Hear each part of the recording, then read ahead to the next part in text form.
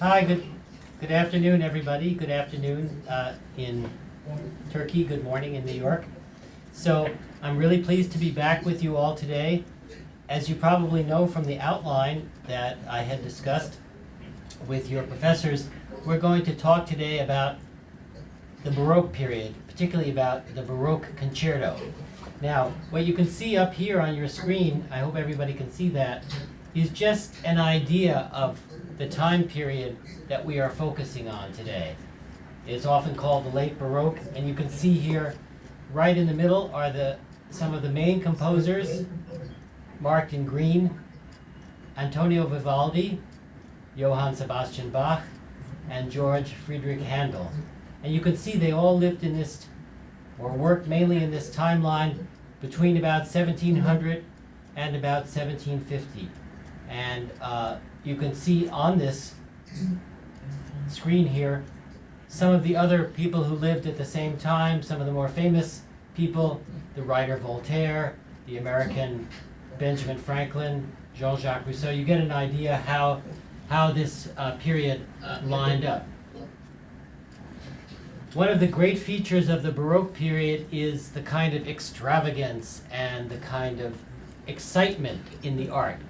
Whereas the medieval art and the Renaissance art had tended to be kind of balanced and in proportion and maybe not that extreme. Here's an example of a ceiling painting, a painting that was actually done on a ceiling in a Baroque palace, and it was meant to be very dramatic and exciting and get the viewer staring up and wondering at the huge size of the image and the way the figure seems to be kind of falling out of the ceiling toward us. It's that sense of being theatrical, being involving the spectator or the listener that's so much a part of the Baroque. Now, this period has a number of features, and I want to spend a lot of time talking about the music, not about the culture, but as you see here, it was one thing that gave rise to the music of Vivaldi, Bach, and the other composers was, on the one hand, this concentration of absolute power in several monarchs, particularly Louis XIV and the fabulous pomp and splendor of Versailles. And in other words, these were people who were not involved with the church as much as with state or secular power. Now, then, it was at the same time, it was an age of great experiment and advancement in science. And so in music we see some of both of these things. One thing I want to point to here is the role of patronage. Is there anything we can do about the echo? Sorry, we have a little echo sometimes. So the way that artists made a living at the time was being supported by a patron. They couldn't just go out and play a concert. They couldn't make a CD. They couldn't play on the street and collect money in a hat or in a case for a violin. They needed a patron or a supporter. And many of the courts throughout Europe set themselves up as patrons, and also the church as well. And what happened at court was that music was needed to pay homage to the nobles, to play for ceremonies, to entertain. And in addition to instrumental music, we had operatic music. So we had these two great things: instrumental music growing up and operatic music growing up. And I just mentioned a little earlier how so much Baroque music is extravagant and involved with extremes. You see that here. And I mentioned the great art of Tiepolo with those ceiling paintings, and opera, two of the most theatrical and exciting forms of the period. And we see the interest that the artists had in the advances in science as well. In painting, we had that attention to light and optics. In architecture, this emphasis on symmetry and geometry and very large scale. And in the theater, this great interest in theatrical sets. Now, one of the things we'll hear in music is a more regular kind of meter or beat. I want to play you a piece that many of you will be familiar with from the Baroque period. It's by Vivaldi, Antonio Vivaldi, who you see here. I wonder how many of you will recognize this piece.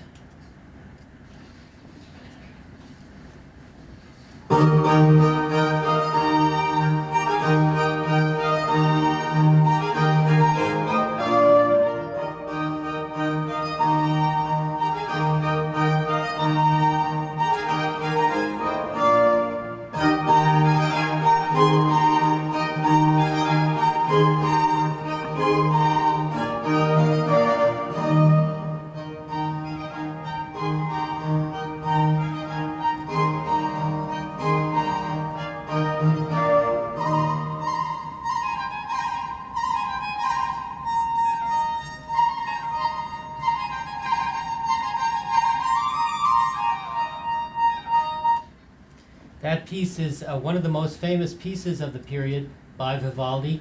It's a concerto. It's a concerto.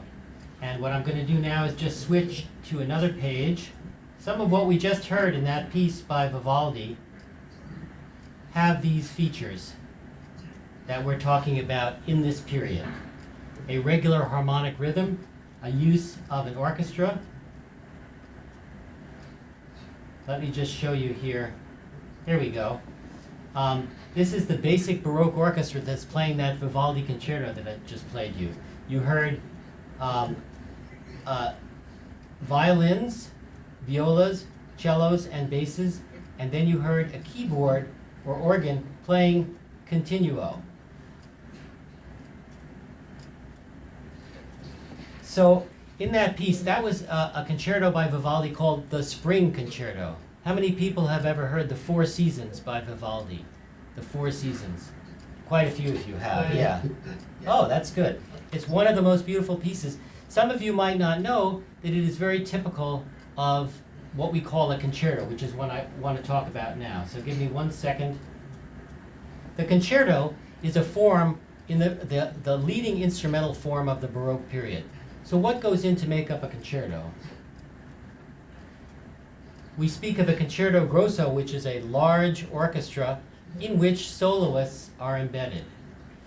The concerto is usually a piece in 3 movements, 3 different sections, and the first movement works via a structure that we'll talk about a little bit today called ritornello, a piece that's an Italian term meaning something returns.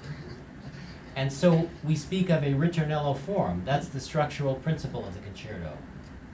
At the end of a concerto, the soloist, at the end of a movement of a concerto, the soloist has a cadenza, or a passage to display virtuosity. And there are other forms as well that come up in the concerto, including variation form, and also the basic texture of a concerto is that of basso continuo, of a instrument at the bottom of the texture. That could be a cello, or it could be a lute, or a harpsichord, providing the harmonies. And that's something I'll deal with a little bit later. So, this all had to do with the rise of instrumental music as a very important independent kind of music in the Baroque period. And the concerto became the most important of these kinds of instrumental music. And at the base of a concerto is this idea of contrast, a soloist playing against an orchestra, or sometimes a group of soloists. If you listen to that piece again that we just played, the Vivaldi,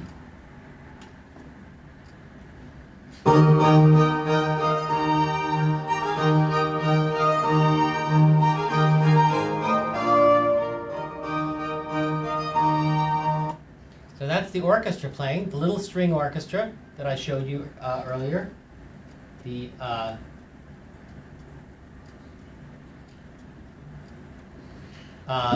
And then come the soloist, the solo violinist.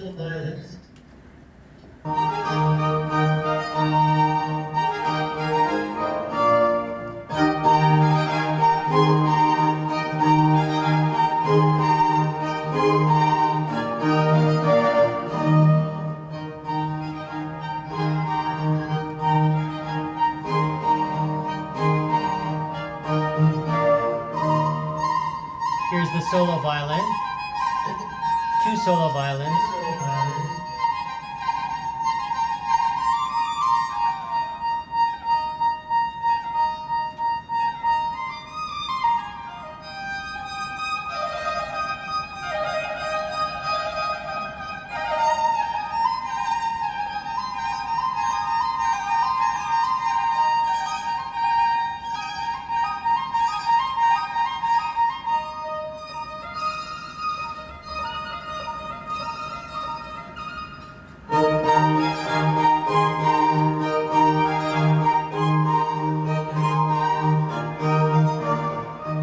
So what you just heard there was the very basis of the concerto. We had an opening section that showed the orchestra.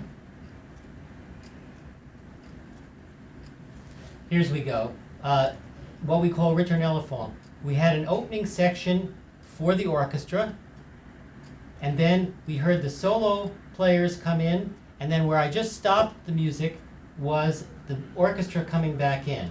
So when we say RIT in these diagrams, that stands for the ritornello, solo, ritornello, and it's basically an alternation between ritornello, solo, solo. That's the basis of the form. And you have that in this concerto, Vivaldi's concerto called the Spring Concerto. The solo violinists are representing the birds because Vivaldi wrote a storyline to go along with this concerto. And the storyline goes as follows. Here's what Vivaldi says. Spring has arrived, and joyously the birds now welcome her return with festive song. And he goes on to describe other things that happen in spring. So it's a musical portrait of spring. And once again, it fits in with what I was saying about the great visual aspect of Baroque music, the kind of theatrical aspect of Baroque music. So that's what we have in Vivaldi's Spring Concerto. I'll just play a little bit more of that.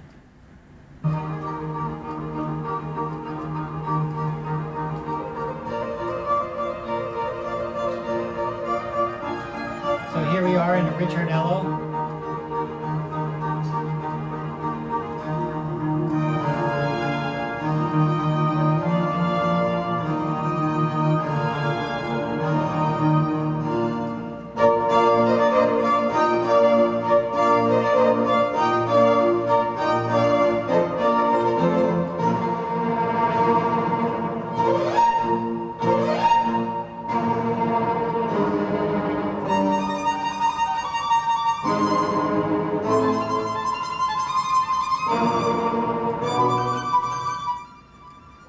So what we had there was a little more of the storyline. We had first the birds, and then we had the rushing waters, and now, as you can probably tell, we have a storm. Vivaldi, a storm breaks out in this. And each of these moments is still linked to this basic ritornello form. So we hear the solo violin playing here in the solo to depict the storm, and in this passage we heard the orchestra rustling very softly to depict the streams. So that's what's at the basis of the ritornello form. Let me just summarize then. The ritornello always has the principal theme. It's a very forceful theme like we just heard. And then the solo episode is for soloists. And it's very virtuosic. See this term virtuosic? That means it emphasizes the abilities of the players to play in a very fast and lively manner. So virtuosity in the solo sections, solid and forceful music in the ritornello section. So now I want to go back to talk a little bit about the piece that is in the Kerman textbook. It's Vivaldi's concerto from Opus 4, the fourth set of his public concerto, number 12. And Vivaldi was very famous himself as a virtual violinist and a composer and a teacher. He wrote over 400 concertos, if you can imagine that. 400 concertos for all kinds of different instruments. And he was very famous in his life. He toured frequently throughout Europe and elsewhere. And so I want to play you, I'm going to switch back to the other CD now. Let's see, this one.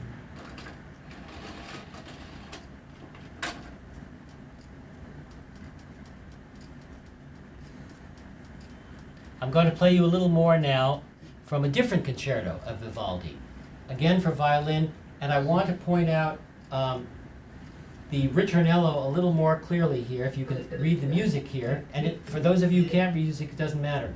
A ritornello always divides into phrases. So we have a phrase A, a phrase B, and a phrase C. And that comprises what the orchestra is doing in a ritornello.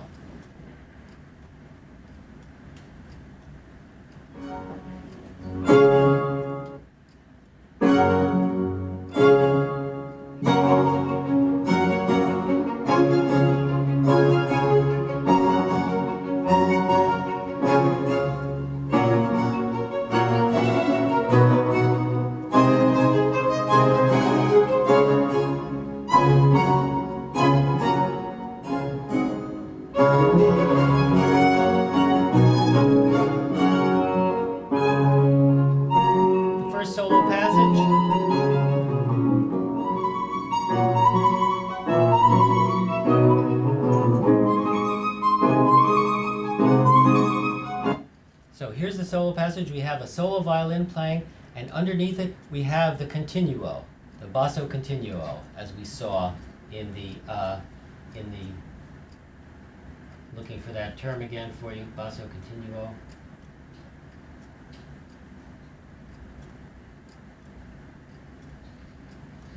Basso continuo. Here we go. This term here. That's what we're hearing underneath the orchestra. All right, so a solo passage.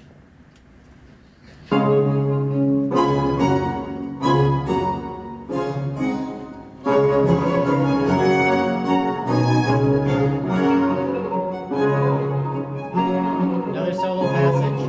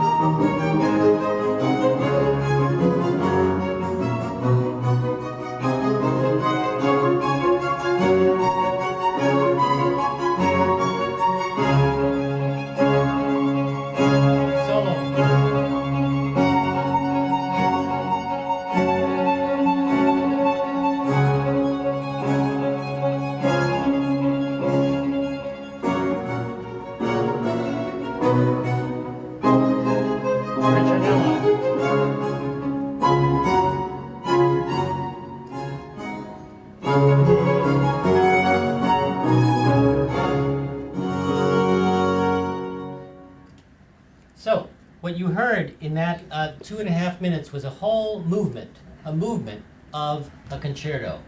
Not that long, but again, based on this alternation between ritornello, solo, ritornello, solo, ritornello, solo. In some ways it seems very simple, but again, it encapsulates a lot of this idea of the Baroque, the idea of something very dramatic happening, very dramatic in the sense of a soloist or two soloists getting up and playing and being almost like a very dramatic presentation, and then something that comes back almost the same each time, the ritornello. So again, returning something different. I hope that's clear in terms, because almost every concerto of the Baroque period is based on this pattern, but each concerto is different from one another. So that's, we have that. Now, the second movement of this Vivaldi concerto, very, very beautiful piece, uses a different form. We have ritornello form. Here, we have variation form. And this is done over a baseline that is repeated and stays the same each time. And you can see this theme here. Let's see if I can just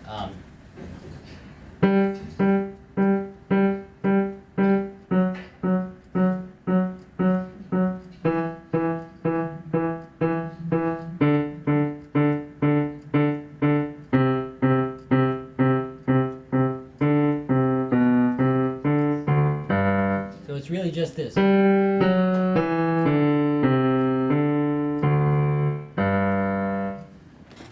And let's see if I can put that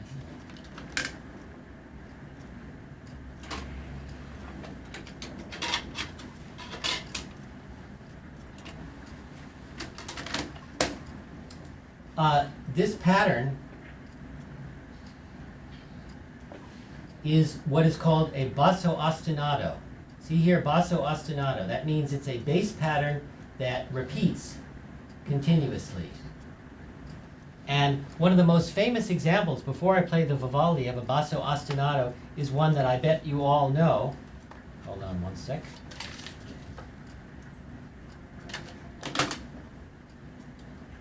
Here's an example, not by Vivaldi.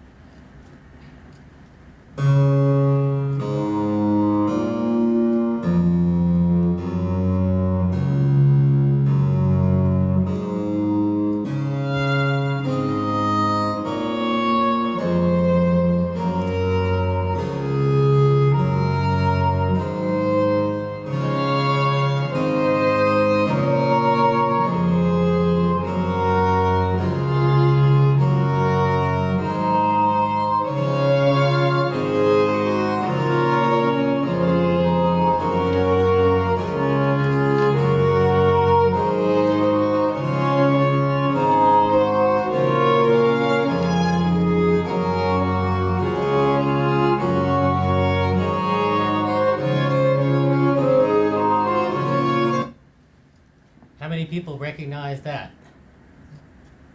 Some of you recognize that? I think I'll write on the board. That's a very famous piece from the Baroque period.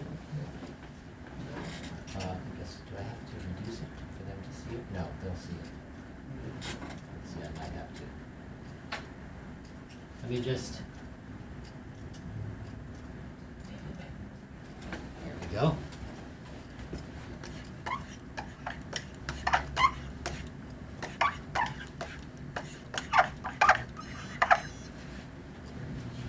The Pachelbel canon.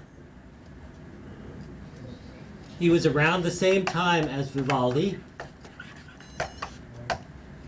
and it's an example of a ground bass or ostinato.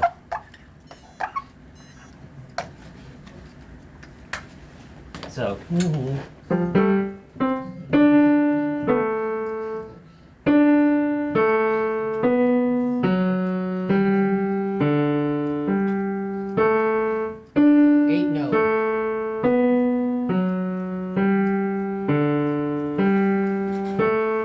Just listen to that again.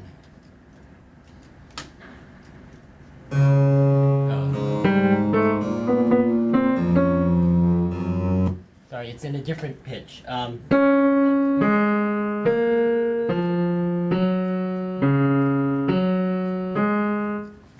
Ground bass or ostinato.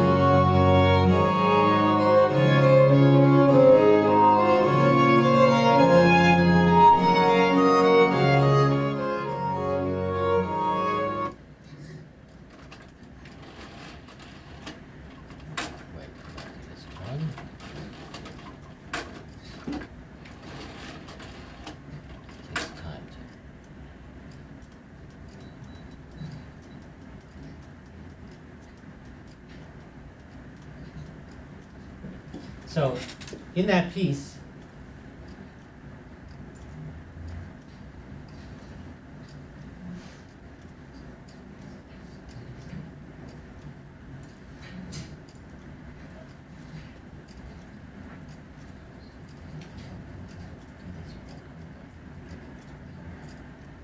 all right, so in the Pachelbel canon that we just heard, it's a repeating bass pattern, a ground bass, or an ostinato, that repeats maybe 20 or 30 times, and new things are added on top of it. And that's why it also counts as a theme and variations, or variation form, right?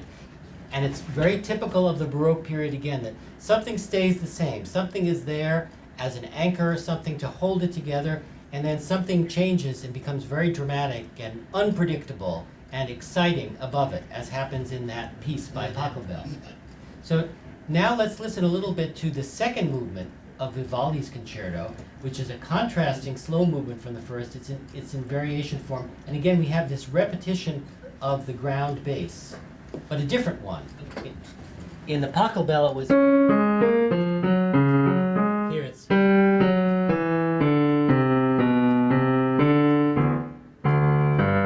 Same idea, though.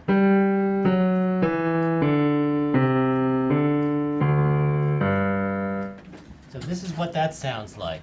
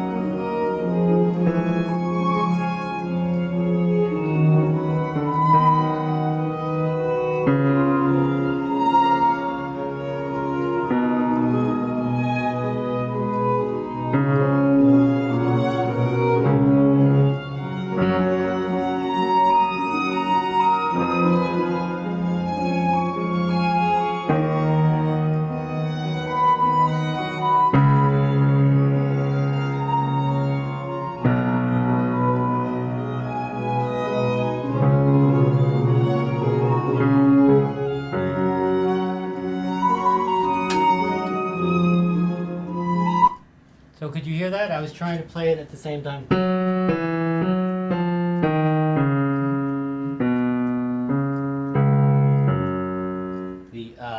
The ground, actually it's a little fancier. Same idea.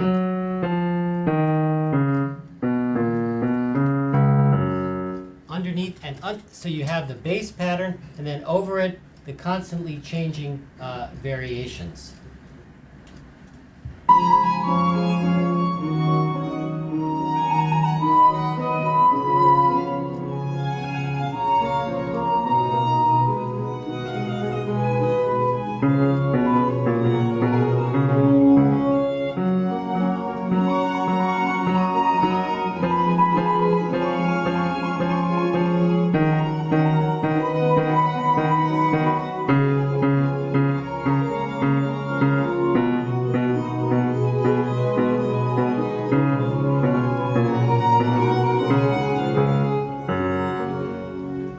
And then something different.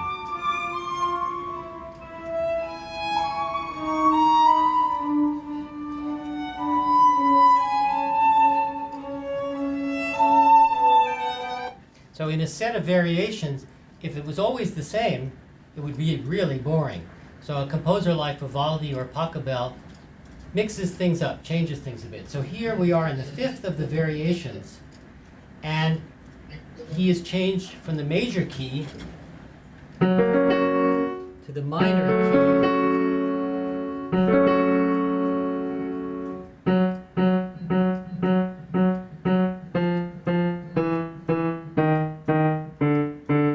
And he's also changed the figured bass, the bass continuo a bit, so that it's more chromatic and different. Just listen to that again, how it's different.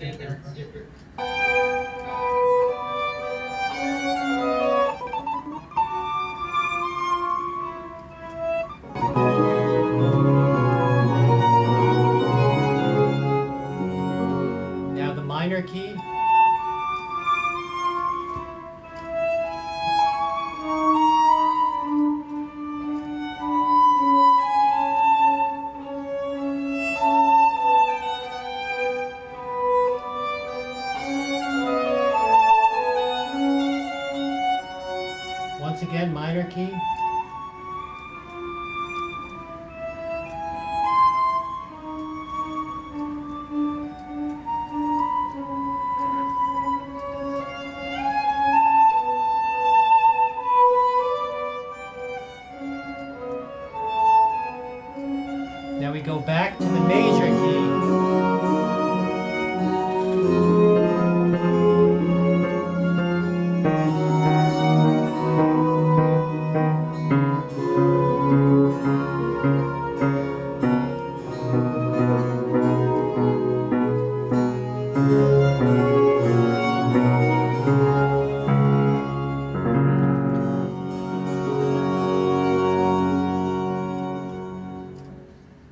So could you follow that? That's a very different form, that one. Something interesting that was also just happening, when I was trying to play along with it on the piano here, I had to play it in the key of F sharp instead of the key of G. Now why is that? That's because in the Baroque period, pitch was lower than it is today. So this piece is written in the key of G, major. But their G, their note G, would have been lower than our note G today in terms of the vibrations and the pitch. So for me to play along with them, I had to be playing an F sharp when a G is what is written. Very interesting phenomenon. The same thing was true in the Pachelbel canon, which is written in the key of D, but I had to play along with it in D flat, a half step below. So that's another reason why Baroque music sounds somewhat different. Okay, so I want to move on to talk about Bach. So I'll just say that the last movement of the Vivaldi concerto, remember every concerto has 3 movements in the arrangement: fast, slow, fast. This is in ritornello form again, and it's quite freer in structure, but it still has the alternation of ritornello, solo, and ritornello, but it's different from the variation form that we had before in movement 2.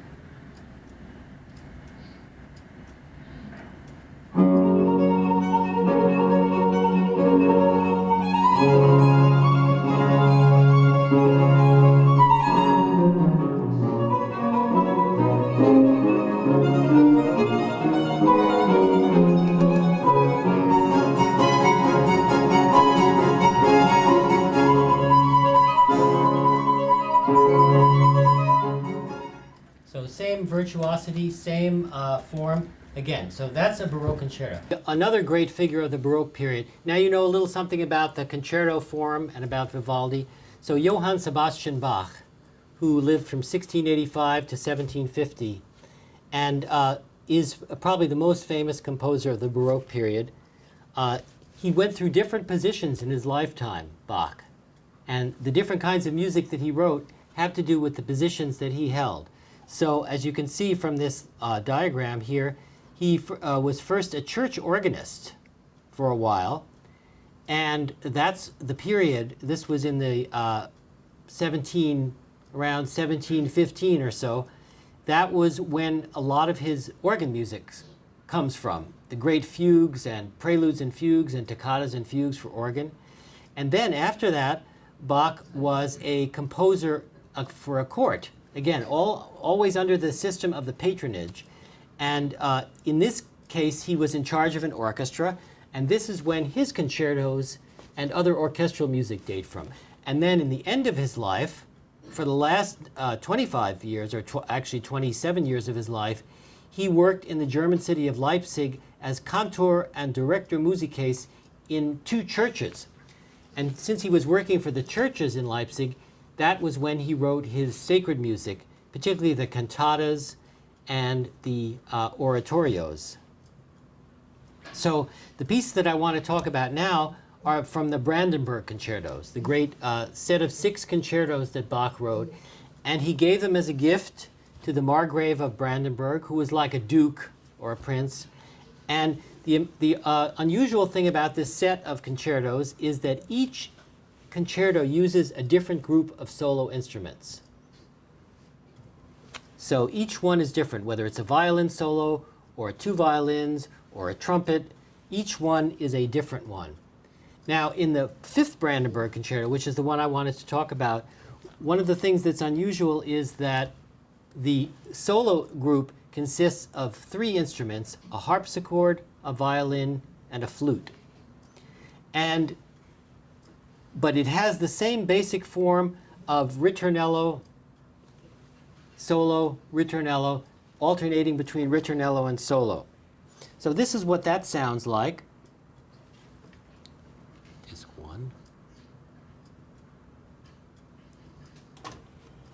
Sorry. Disc 2.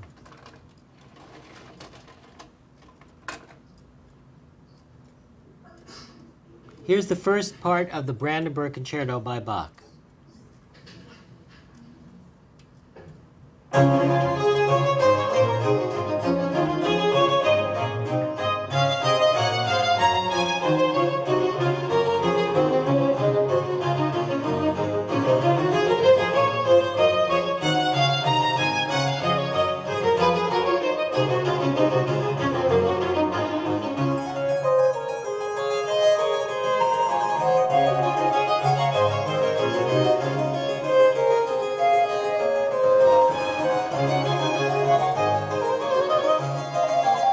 Okay, so this is functionally the same kind of thing that we heard in the Vivaldi, but it's a little more complicated. So we begin with a ritornello for the orchestra, right?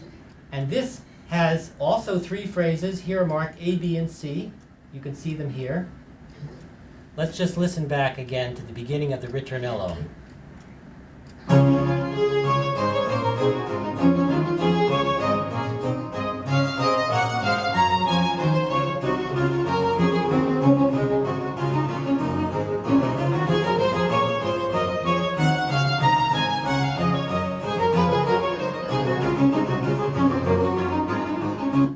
Just for the orchestra. Then the soloist comes in. And in this case, again, we have a flute, a violin, and a harpsichord.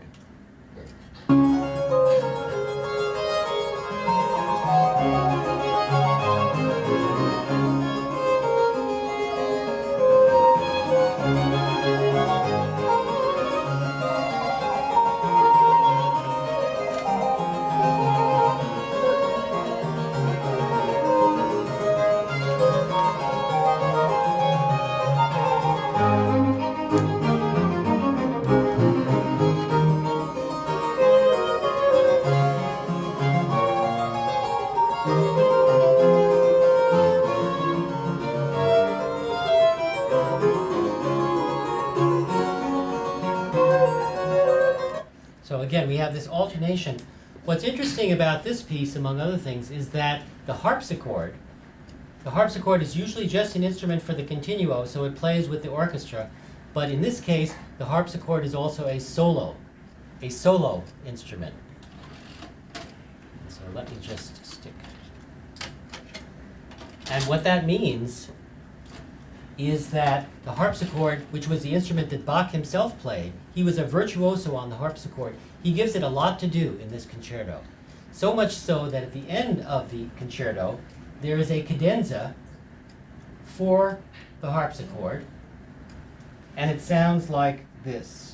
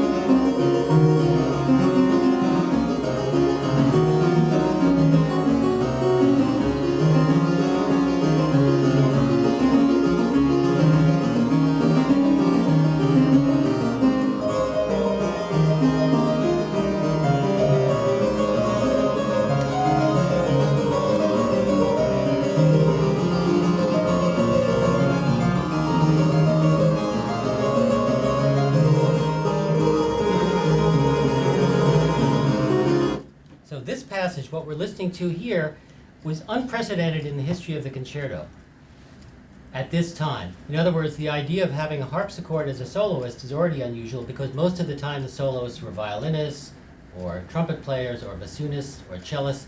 Bach writes a harpsichord solo in this concerto, and at the same time he writes a huge cadenza which sounds like it's improvised, but is in fact written down completely by Bach.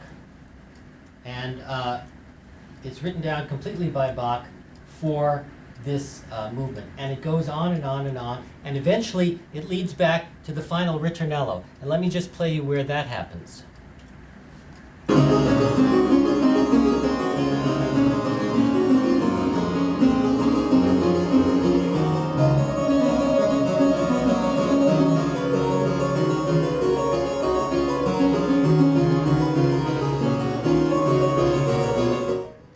Going to skip ahead a little bit. It's a very long cadenza. It lasts, a good 5 minutes or so. Oops, sorry.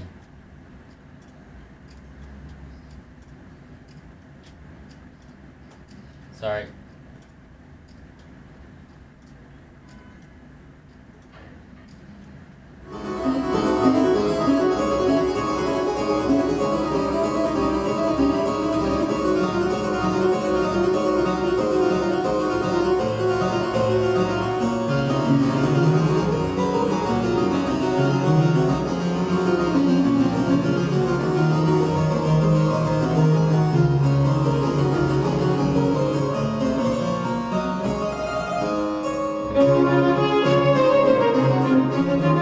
This is the final return of the ritornello.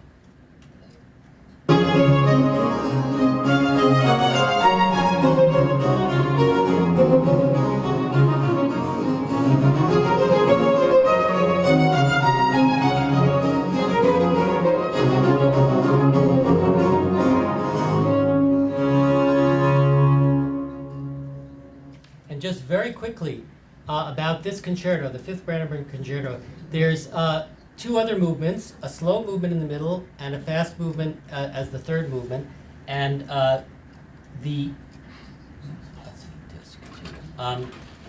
in the slow movement, the middle movement, you really hear the solo instruments stand out, particularly the flute. I just wanted to play you a bit of that movement.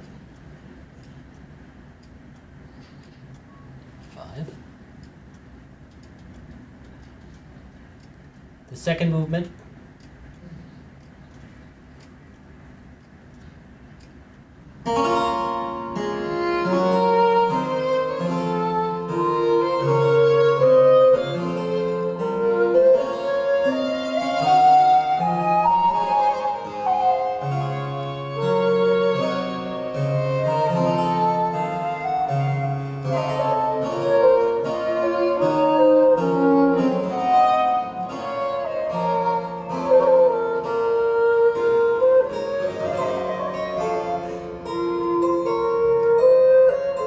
One of the most beautiful slow movements of the Baroque period, flute, violin, and harpsichord. It's not in a variation form like the slow movement of the Vivaldi or the Pachelbel canon. It's a much freer form.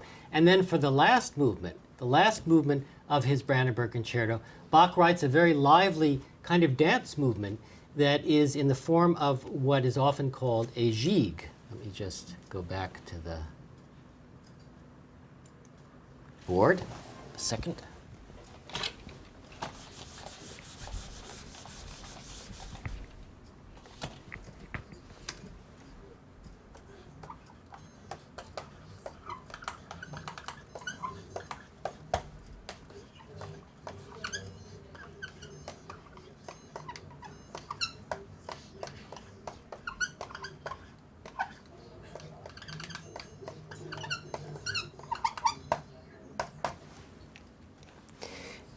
And this movement is particularly interesting because not only is it dance-like, but Bach loved to write fugues and all kinds of very complex counterpoint. And so this one uses imitation or almost imitative polyphony.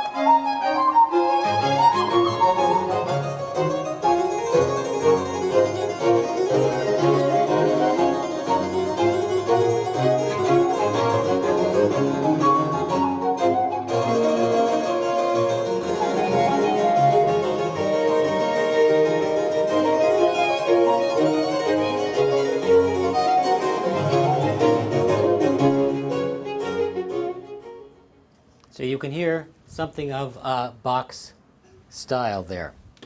Since we won't have too many other opportunities to talk about Bach in this class, I wanted to stress how Bach is so often regarded as a universal composer. Remember how last time we talked about what is classic or classical and timeless? Well, Bach certainly falls into that category. And throughout the ages, people have been interested in arranging Bach and bringing Bach up to date. So I wanted to play you one example before we stop for questions today, which is from another Brandenburg concerto.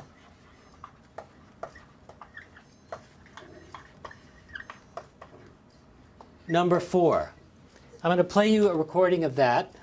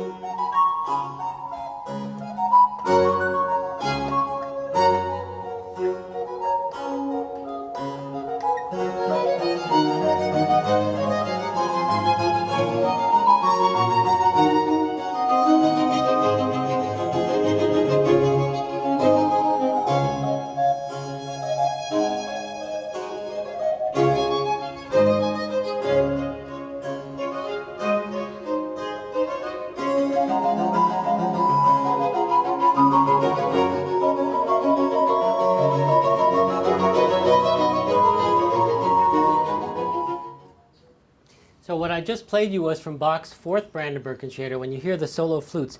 Now I want to play you a version of this piece from 1968, so a lot more recent. Let's see if I go to number 3 and I go to track 10.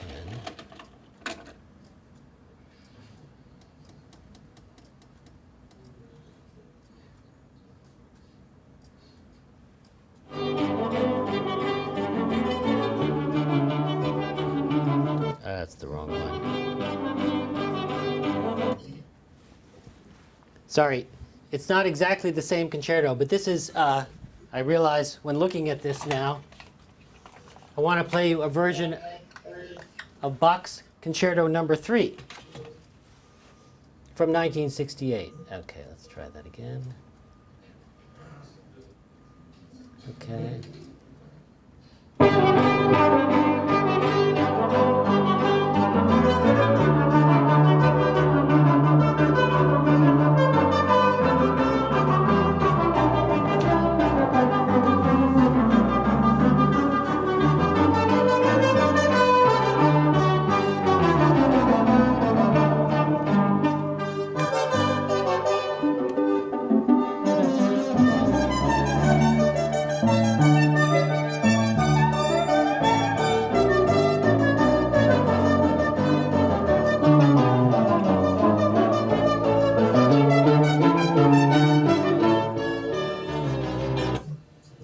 Now that might probably sounded a little strange to you, right?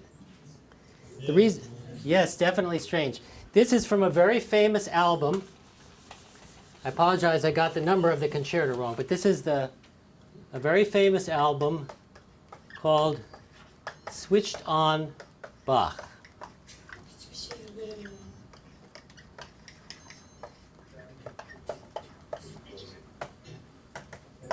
From 1968.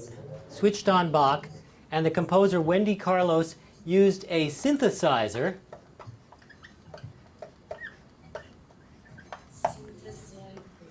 electronic synthesizer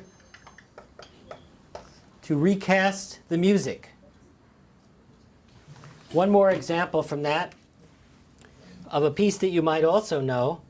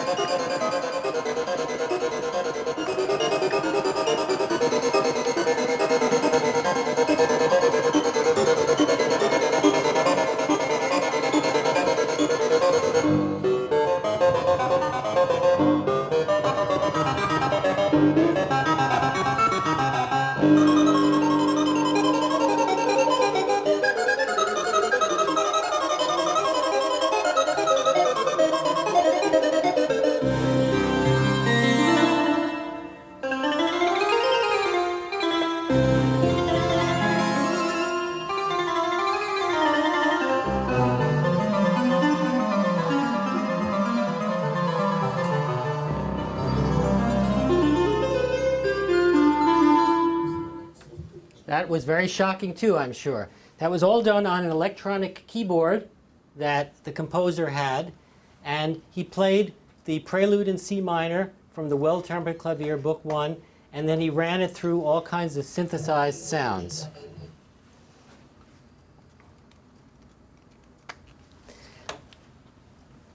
So this, I play this for you because in 1968 this was a very famous album, and it shows something of how, again, even several hundred years after he wrote this music, Bach's music continues to fascinate people, to be inspired, to inspire other composers, to encourage them to do this. And this was not meant as an insult to Bach or to us. It was a way of making Bach contemporary, a way of making Bach sound like the sounds of today, or at least the sounds of 1968. And so whether it's a concerto or a prelude, Bach remains that very important universal composer. So again, today we've talked about the instrumental music of the Baroque period, the concerto form in particular, and particularly the music of Vivaldi, the Four Seasons and his concerto in G, and Bach's Brandenburg concertos. Again, always having three movements, fast, slow, fast, ritornello form, and we talked about variation form and some other forms. So maybe I'll stop there because some of you might have questions for me. Hello, Dr. Fish. Yes, hello. Thank you for your lecture. I have two questions. The first one is that it's well-known fact that Baroque's 18th century Bach's music was favored by 20th century jazz musicians. Could you please explain why? And the second question is that what are the common objects found in Bach's music and jazz music? Thank you. I'm sorry, we're having a little transmission difficulty. Could I ask you to speak once again the question? There's a little breakup of the transmission. Of course. It is well-known fact that Baroque's 18th century Bach's musician was favored by 20th century jazz musicians. Could you please explain why? And the second question is that what are the common elements found in Bach's music and jazz music? Thank you. Bach's music and whose music? Jazz music. Jazz age. Jazz music. Yes. Oh my. So if I understood, your question was saying why is Bach's music so appealing in the 20th century? Is that what you asked? Why Bach's is Bach? Bach's favorite. Why? Why it was favorite in 20th century? Bach was famous in the 20th century. Yes. Yeah. I'm still not sure I understand, but the fact is that Bach's music wasn't that well known right after his death for a while. Some of the keyboard music was known, but a lot of the other music was not published because there was not a lot of ways to get the music out, and Bach was known in a pretty small circle within Germany. And then 50 years after his death, in the year 1800, there was a big emphasis, the first biography of Bach appeared, of his life, and people started publishing the music in printed editions for people to see. And in 1850, so 100 years after his death, they started to publish everything of Bach, including all the church music, all the keyboard music, all the organ music, and it came out in many volumes. In fact, it took them 50 years. It took them 50 years until the year 1900 to have all those Bach volumes published. You can still see them today, the volumes. And at that point, he was very famous, not only in Germany, but already in the United States, in Italy, and he was viewed as a model for later composers in the 20th century. And so many 20th century composers have been influenced by Bach, not just Wendy Carlos, but Arnold Schoenberg, composers who often arranged his music or they wrote fugues. What they particularly liked was the how carefully constructed Bach's music always is. It's always, there's not a bad piece by Bach. It has very rich harmonies, as we heard, and it's very rich in counterpoint as well.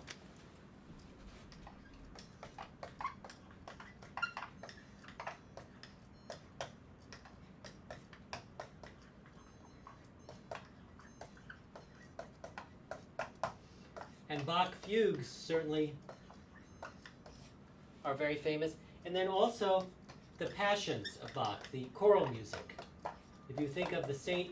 Matthew Passion,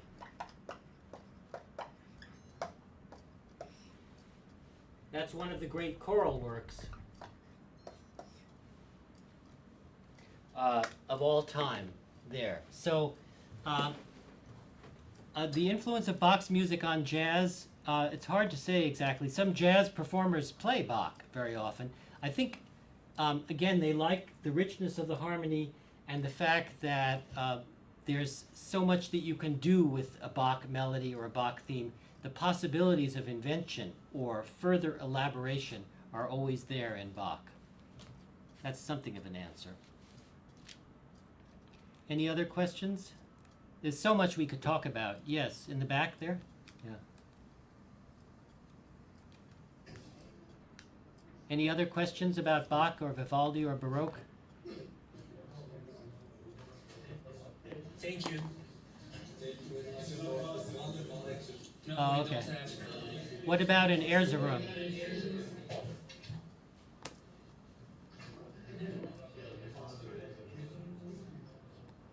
Can you switch, or they do the switching? I think whenever somebody talks. Oh, okay. Does anybody in Erzurum have a question? So much. Okay. Okay. Nobody did. Thank you. Thank you. Bye, sir.